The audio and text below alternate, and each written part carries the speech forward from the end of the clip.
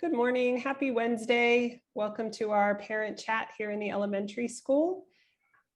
My name is Chris and this is Danny. Morning, Danny, if you can switch over to the next slide. Okay. So hopefully for those people who are new here, at some point you'll get down and you'll be able to see some of the beautiful bridges that Vietnam has to offer. So in terms of building bridges, our theme for this year, we'd like you to put your name in the chat and the names of your children and the grades so that parents can start making connections about who's in the room with them. And we will get started.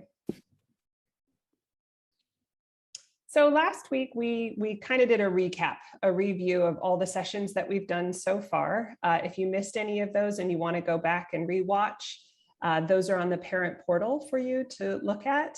And every week after our sessions, we send out an email with the links so that you have the ability to just click through and read any of the articles that we've mentioned or any of the videos that might help support the work that we've talked about. So last week, we really talked about the health and well-being of parents, because we know when you are doing well, your children do a lot better. And so it was just a reminder to take care of yourselves. On Sunday, this Sunday, it's World Mental Health Day. And so it's a good opportunity to talk about mental health with your children, to highlight how you're working on your own mental health and supporting them. And then we had 3 different resources there. The Keys to Wellbeing from the Greater Good Science Center. Save the Children had a great article on mental health for children, and then some World Mental Health Day resources out of the UK. This week, we are handing it over to Danny, who's going to help us learn a little bit more about control. Thanks, Chris. As we get started, I just want to take a couple of deep breaths. I think 2 is enough with this picture. So we're just going to follow along. Breathe out here, breathe in. Just make sure you control your breath because you might not run out. You might run out of oxygen space in your lungs. All right, here we go. We're going to breathe in now. Hold. Breathe out.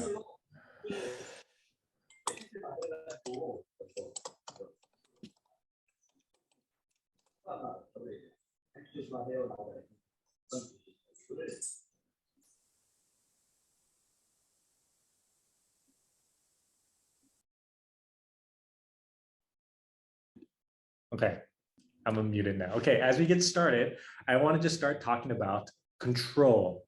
And I want to boldly start by saying we are all somewhat of a control freak.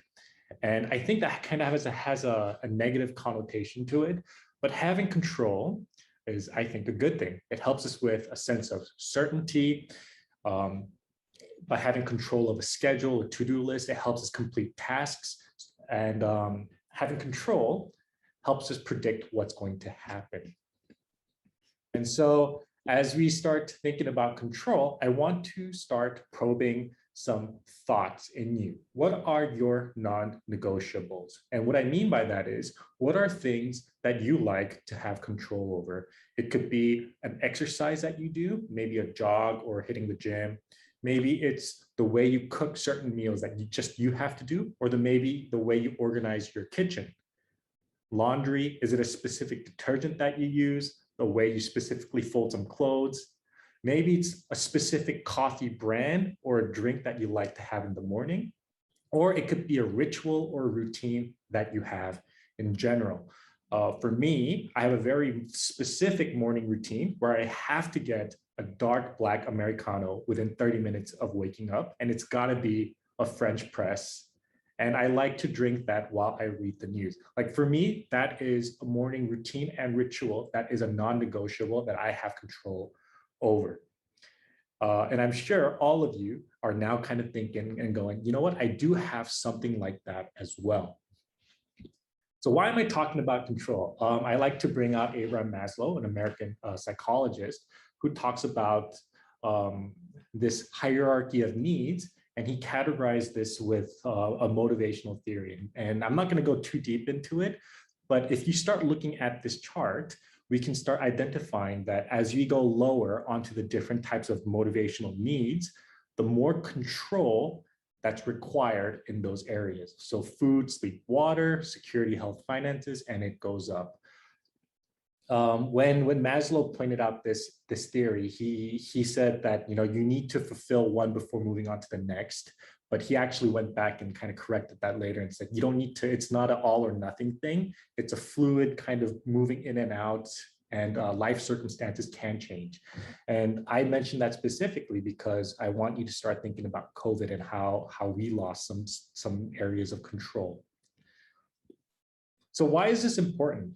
Seeking control is not bad. And I'm going to say this again, because I believe we have this negative thought pattern about how control is bad, micromanaging bosses, people who are always digging into our lives and trying to control everything. But it's not a bad thing. The sense of control helps bring about certainty, predictability, and safety. And the best example, an example that we can all relate to, is how COVID reshaped our lives and we lost these areas of control. Whether it was your morning routine of going outside, whether it was being able to plan for vacations and breaks, family reunions, or even just being able to, if you're a social butterfly, to be able to gather with your friends. So we lost these areas of control. And we can all relate to how that felt and how much anxiety or maybe nervousness, anger that we might have felt as we were trying to cope with those things. And so think about our kids. And I want to start bridging over the concept of control and ownership. As an IB school, we encourage students to take ownership of their learning. That's because, ownership and having control leads to more creativity, productivity, responsibility as kids start to pave their own learning path. The best example is it's the difference between being told to read a book and then being excited to read a book and being eager to look things up, being eager to and passionate to start digging deeper. So how can I apply this now that we kind of know the background a little bit? Give control to get control. And what I mean by this is, well, actually what I'm not meaning by this is don't give your child an iPad and say, you know what, you're in charge of your learning, do whatever you want. That's the last thing I'm saying. What I'm saying is choose when, where, and how you give control. You still hold the reins. You are guiding your children, exercise that sense of control and ownership at home. So here's the first one. The power of choice. And I think a lot of parents pick this up as their parenting skill or parenting tool very early on.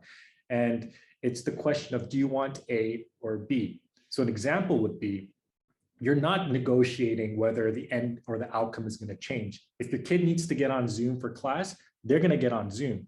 But the medium that they're getting onto that Zoom can be something that they have a little bit of control over. So you can say, do you want to get on Zoom using the iPad, or do you want to get on Zoom using your laptop? So you're giving them the option, but the ending is not going to change. Using open-ended questions. You walk by your child's room and you see that they're lying on the floor, on the carpet, rolling around. Their Zoom is on, but they're clearly not focused. And you can either say, hey, you need to get on and sit down by your computer. But that's kind of taking that power away from them of that situation. And you're just kind of telling what to do, you to control over. Open-ended questions like, hey, why do you think that's not the best way of learning? Give them control over that situation. And, they'll respond with, oh, I'm bored. This is boring. I can't focus. Then you can loop into the power of choice. Do you want A or B? Well, do you want to go take a glass of water and then come back? Or maybe after this class, we can go for a walk. So you're giving them a little bit more control and a sense of ownership of these scenarios and their behavior and actions. Number 3, give something to do. When you're going shopping, maybe you can say, hey, I need tomatoes. You want to go grab some tomatoes for me? You're setting up a dinner table. You can say, hey, you want to help me, clean the vegetables? You want to set the table up for me? Give them a little bit of control. At the end of the day, if they need to clean up their workspace, give them something to do. Give them the agency and the ownership to start cleaning up. The last one, reflecting and rephrasing, I think is a huge one. Oftentimes, kids love sharing. especially even during guidance. I have a lot of kids that want to share. And what I try to do is I always try to reflect and rephrase what they're saying, because I want them to feel like what they're sharing had value and they had control over the stage when they were sharing. So if your child is coming to you and saying stuff like, I learned something so awesome about a stegosaurus in class and it's a new dinosaur, we can easily say, oh yeah, that's really cool. You can tell me more about it, and try to get them to talk a little bit and go over it. But you can also rephrase and say, wow, stegosaurus, I love stegosaurus, that's so cool. Like, what else did you learn about it? And giving and rephrasing that to let them know that they had control over that discussion, over that scenario. That was a lot. Was I too fast, Chris? Okay. Here's a Calvin and Hobbes comic strip that I found. I'm just going to give you a minute to read through that.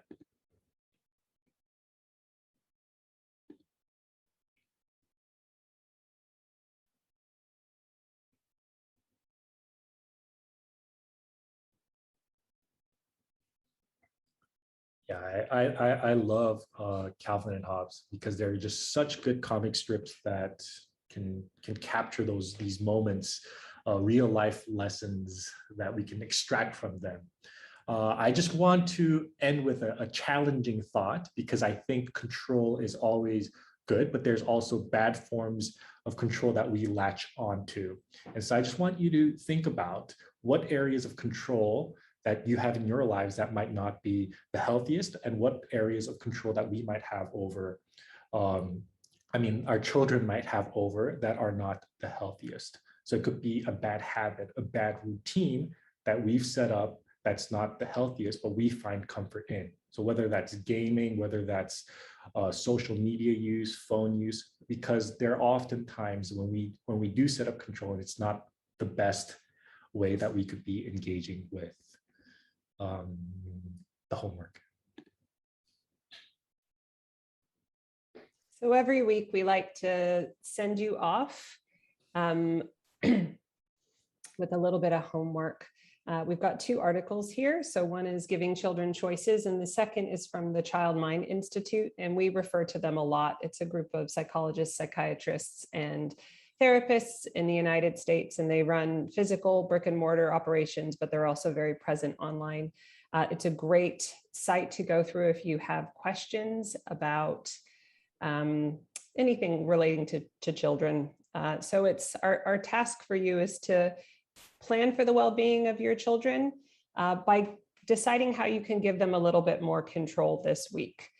We know that things have opened up a little bit in Hanoi, and so it may be, do you want to go out for a bike ride, or do you want to go out for a walk?